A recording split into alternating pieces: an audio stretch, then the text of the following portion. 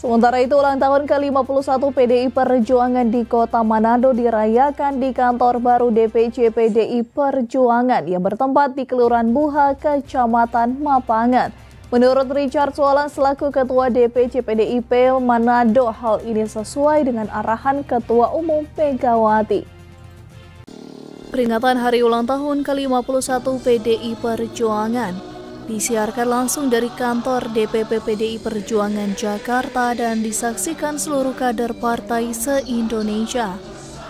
Di Kota Manado dihadiri Wakil Gubernur Sulut Stephen Kando, Wali Kota Manado Andre Ango, Bupati Minahasa Utara Jono Ganda, Wakil Wali Kota Manado Richard Sualang, Ketua DPRD Manado Alce Dondo Kambe, serta seluruh kader PDIP Sulut dan Manado.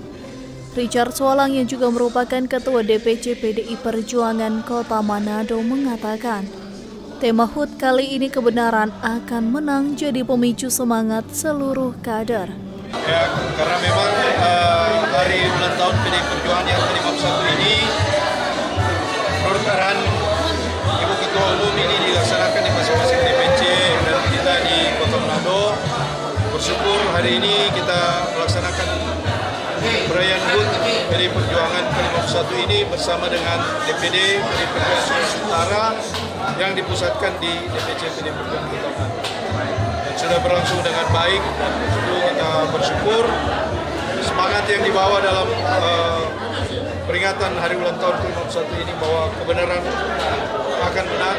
Ini menjadi pemacu semangat bagi seluruh kader PDI Perjuangan yang ada di Sulawesi Utara, khususnya di Kota Manado, untuk memenangkan pemilihan umum, pileg maupun pilpres. Ketua Umum PDI Perjuangan Megawati Soekarno Putri dalam pidato politik yang menekankan seluruh kader untuk perkuat akar rumput. Menurutnya, partai berlambang banteng tersebut bisa kuat bukan karena elit tetapi karena rakyat. Tim Liputan Kawanua TV.